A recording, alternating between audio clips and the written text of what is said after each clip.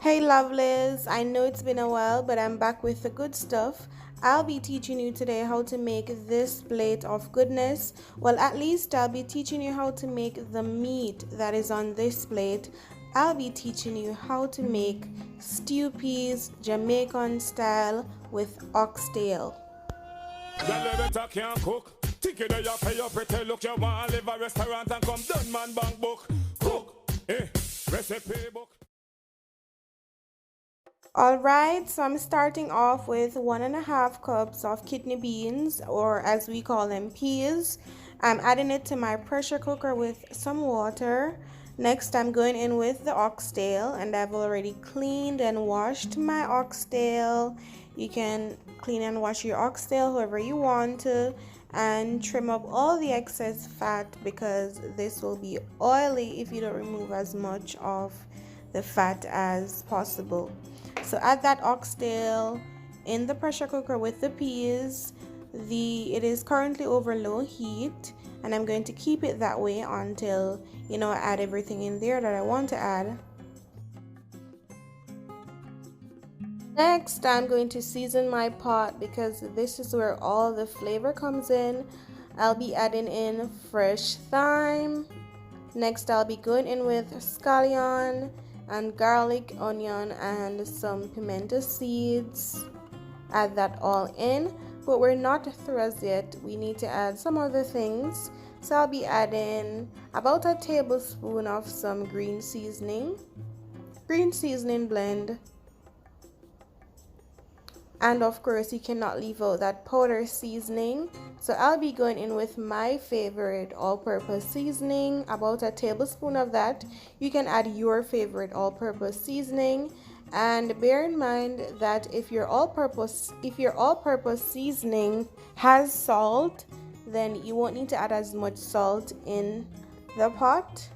So I'll be adding just about a pinch of salt, I'd say. Not too much salt because this all-purpose seasoning has some salt in it. Yes? And next, I'm going to be adding in some coconut milk. I love coconut milk in stew peas. If you don't, you can leave the coconut milk out, but I think it makes it better. So once that's all in, I'm just going to mix everything around because I'll basically be closing the pressure cooker, and you don't want all the seasoning to be at the top. So kind of mix everything around, get that coconut milk, all the seasoning, all in and all about in that pressure cooker, yes? And once you do that, all you need to do is cover this up nicely, and you pressure this for however long your pressure cooker takes to, make the peas soft, and also to make the oxtail nice and soft. I'll be doing mine for just 15 to 20 minutes. This took the lid actually took took me a minute or so to close, but I got it. It was closed, and I'm just going to leave that over the heat for about 15 to 20 minutes. And once it's finished, there should be none of that air coming out, and then you open your pot just like this. My peas, it's nice and soft. The oxtail is also soft, but not too soft, because I'm going to be cooking it again, and I don't want this to be so soft. It should be nice and soft, but not too soft. That's the key. But hey, it's your meal, do it how you like. So here I'm transferring this into another pot. I'm removing it from that small pressure cooker, and for this step you need to be careful, don't burn yourself. So I'm removing everything from the pressure cooker, and here I've added some boiling water to the peas and the oxtail. I've added some more green seasoning, a Scotch bonnet pepper, and some more fresh thyme leaves. Because it was cooking for so long, I'm going to add some more all-purpose seasoning, and you can season this to taste. So if you taste this and you think it doesn't need any more all-purpose seasoning, then that's fine. If you think it doesn't need any more salt, no problem. All you need to do, for me, I added the liquid because most of it boiled out in the pressure cooker, right? So I added the hot water, mixing everything around now. I know most of you are going to see the oil and you're going to say, oh, it's oily. Yes, it's oily because that oil is from the oxtail. But what I will do is I'll remove as much of this oil as I can because it's going to keep on floating, so it'll be easy for you to actually remove the oil from the pot. But before I do that, in the name of true Jamaican stew peas, I cannot leave out my spinners, but if you don't like spinners, you don't need to add them. The spinners is just dough. It's just flour and water for me because the pot is already nice and seasoned. I don't need extra salt. Just mix flour and water together to make a dough, and then you just add little pieces of the dough in your stew peas. And that's spinners, guys. So I'm going to add in about 5 or 6 spinners while this is bubbling over low heat because you don't want to burn that peas, and move it around as you go along.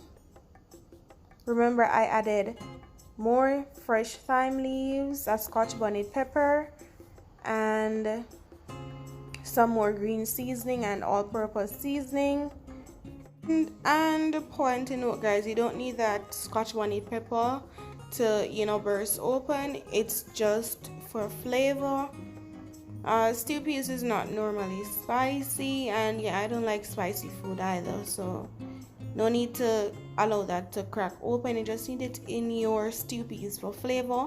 So now I'm just going to add all the spinners, and then I'll go on to the part of removing or skimming. We call it skimming all that oil off the top.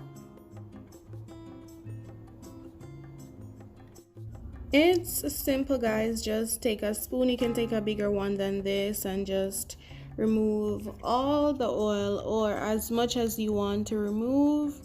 It's not really difficult to remove all this oil, but you saw how much of the fat I removed from the oxtail, but the little that was left on it, yes, it produced all this oil. So remove as much of the fat as you can from the oxtail.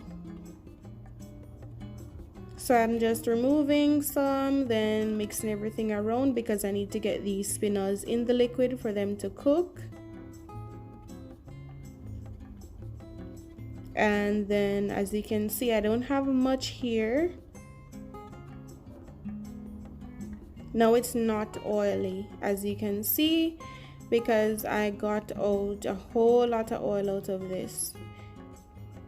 To make the process easier, look at this, guys, a lot of oil. So to make the process easier, you can just use a bigger spoon. Yeah, so now you can just close your pot and just leave this to cook down just for a few minutes, or until the gravy or the liquid is nice and thick. You don't want it too thick, because if it's too thick, when it's time to share, you'll only really have peas and the meat to share, and you need that gravy. Okay, you need that gravy for your stew peas. So the spinners are nice and cooked, but as you can see, the gravy is not so thick. So I'm covering my pot once more, and then I'm going to leave it for an additional 5 minutes, and then after that should do the trick, guys. That should be enough, but you don't want this to stick to your pot or anything like that. So watch it and just allow the gravy to get a little bit thick, and then all will be good. Like voila, this is nice and this is ready. You don't need it to get any thicker than this, guys. Your gravy, we usually call the gravy watery. The gravy is not watery. The moment you turn this off, it's going to be so thick. Once you see these big bubbles, trust me, that's a secret to tell you that your gravy is nice and ready. You don't need this to boil down anymore, or else you'll have no gravy. So I turned that off. Look at this. A piece of the meat fell from the bone, but it's nice and soft, not too soft. You realize my peas aren't really crushed because they're soft but not too soft like baby food. And here, so nice. stew peas, oxtail, Roman's kitchen style. I've served this with white rice, some vegetable and plantain. If you would like to eat this with rice and peas, I think that's too much peas. But let me know what you guys think about this recipe in the comment section. If you like your stew peas with rice and peas or just plain rice, also let me know.